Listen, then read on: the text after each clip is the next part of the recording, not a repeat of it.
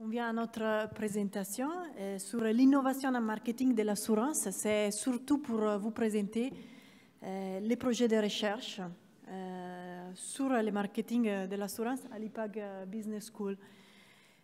L'idée, c'est de vous présenter les projets que nous avons conclus, les projets sur lesquels des recherches sur lesquels nous travaillons maintenant. Et à la fin de la conférence, nous allons vous présenter aussi des projets qui sont en train de partir, d'être mis en place dans les prochains mois. Donc l'idée, c'est toujours de collaborer avec vous. Donc si vous avez envie de collaborer avec nous sur certains projets, n'hésitez pas à nous contacter. Il y a une grosse étude qui vient de se conclure, que nous avons réalisée à l'IPAG Business School. C'est l'étude multicanale en assurance. Des projets en cours, c'est un projet sur la Customer Lifetime Value dont mon collègue Lionel Texier va vous parler. Nous avons aussi maintenant un projet sur la transformation des agences pour comprendre effectivement aussi du point de vue des assureurs et des agences comment les activités des agents vont changer. Et on travaille aussi sur la gamification ou ludification des activités en assurance. Voilà, notre étude multicanale en assurance vient de se conclure. C'est une étude qui avoue la participation d'une trentaine d'acteurs en assurance que vous voyez ici représentés.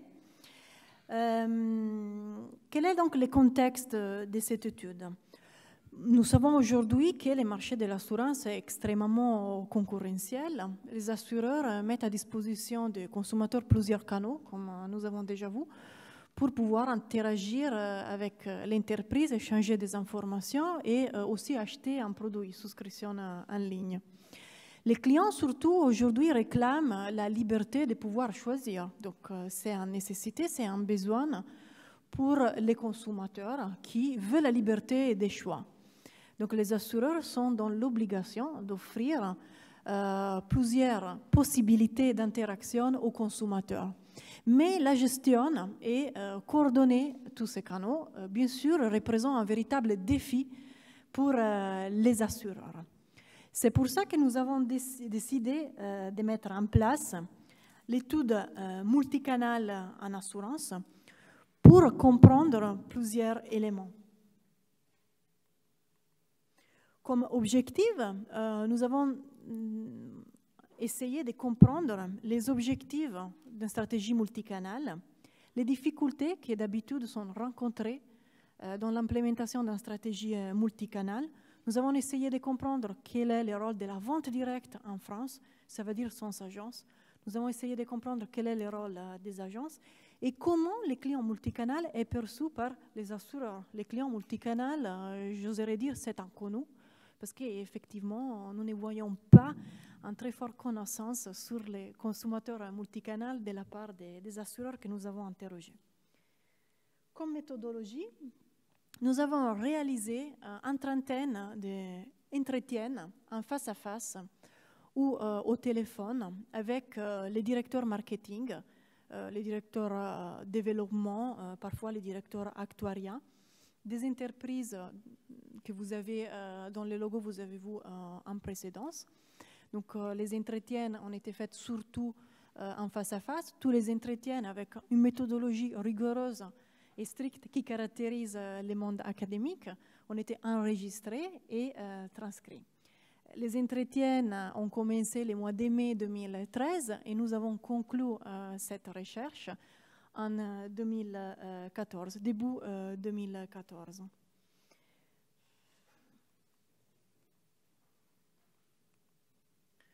En total, nous avons collecté 27 études de cas pour 20 acteurs qui ont été interrogés.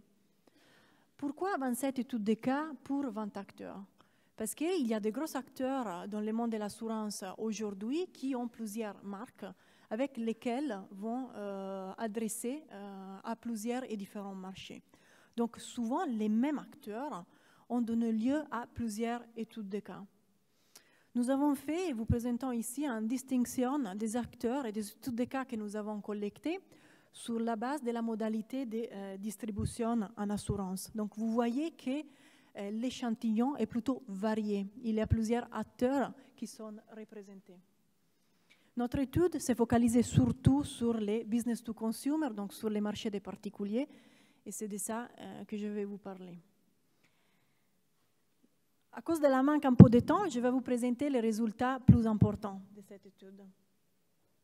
En tout cas, si vous êtes intéressé à connaître plus de détails sur l'étude multicanal en assurance que nous avons réalisée, vous pouvez toujours nous contacter, vous mettre en relation avec nous et nous pouvons vous fournir les dossiers avec les résultats complets. En termes de résultats sur l'implémentation d'une stratégie multicanal en assurance, il y a des thèmes, des éléments qui émergent et nous avons classifié ces éléments en 4 groupes. Il y a des éléments qui sont liés aux consommateurs, il y a des éléments qui sont liés aux entreprises, des éléments clés liés aux environnements et contextes. Et en dernier, bien sûr, on parle des multicanals. Il y a des éléments clés qui impactent la mise en œuvre d'une stratégie multicanal liée à la relation entre les différents canaux. Tout d'abord, on parle des consommateurs. Les consommateurs, aujourd'hui, comme nous avons dit, ont à disposition plusieurs canaux et son parcours d'achat devient varié. Les consommateurs utilisent plusieurs canaux tout au long de son parcours. Et aujourd'hui, pour les assureurs, c'est vraiment un enjeu comprendre les parcours d'achat des consommateurs dans son intégralité. Mais cela n'est pas simple. Nous avons vu, les assureurs, avoir une certaine difficulté à tracer les parcours d'achat du consommateur dans son intégralité. Et donc aujourd'hui, nous pouvons estimer et dire qu'en général, il n'y a pas beaucoup d'acteurs sur le marché qui arrivent à avoir une vision complète du parcours d'achat du client pour l'avant-vente, la vente et l'après-vente. Donc il y a des efforts qui sont concentrés sur ça. Il y a un élément important de la valeur client. Chaque canal qui aujourd'hui est mis à disposition du consommateur, à chaque interaction doit être capable de générer et créer de la valeur pour les consommateurs. Mais l'intégration des canaux aussi doit générer de la valeur. L'intégration des canaux, il faut mettre en place des passerelles entre les canaux, il faut rendre les parcours d'achat fluides. Ça, c'est un véritable enjeu pour les entreprises. Un exemple typique en assurance, c'est la souscription en ligne qui souvent est guidée par téléphone. Donc ça, c'est un exemple de synergie entre les canaux où les agents qui peuvent envoyer un SMS, utiliser la chat ou la vidéoconférence pour pouvoir interagir avec les consommateurs. Donc aujourd'hui, il faut vraiment exploiter les synergies entre les canaux, créer des passerelles entre les canaux pour pouvoir rendre les parcours d'achat fluides.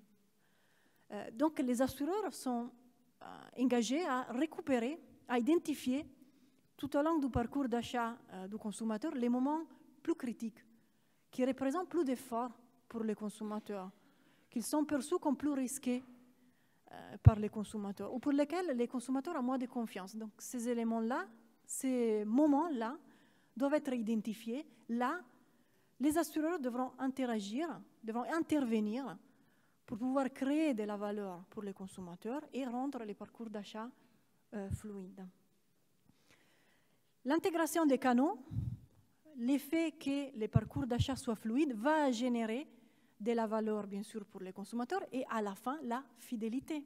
Donc, la multicanalité, à la fin, est un élément pour rendre les consommateurs plus fidèles.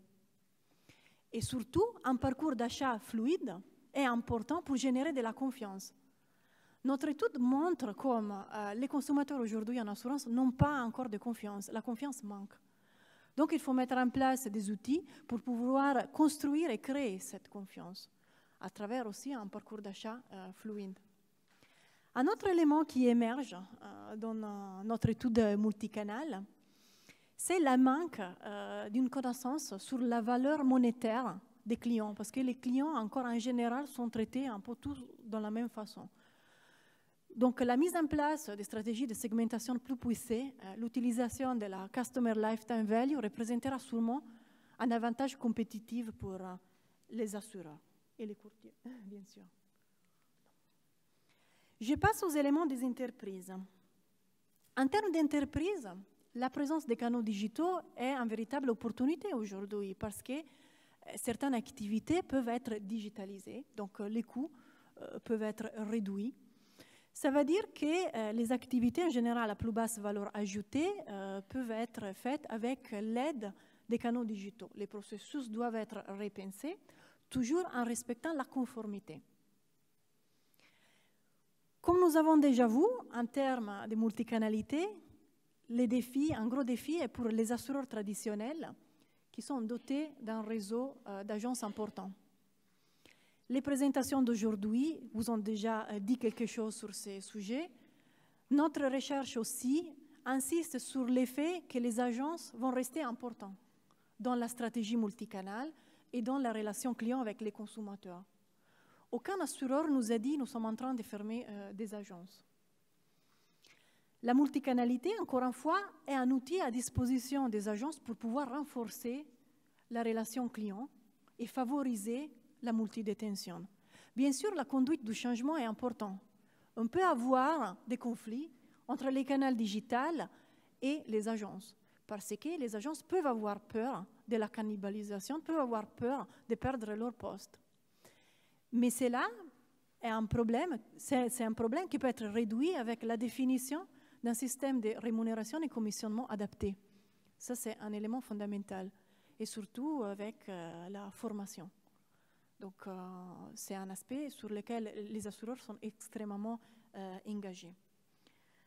Comme élément entre les canaux, relation entre les canaux, bon, j'ai déjà dit quand même certains éléments. Il faut réduire les conflits.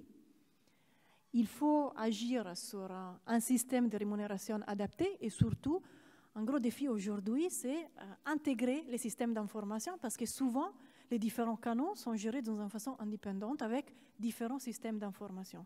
Donc, il faut intégrer les bases de données et il y a des assureurs qui sont en train de faire de gros efforts pour changer les CRM, mettre en place un CRM plus puissant qui puisse donner une vision à 360 degrés sur le consommateur.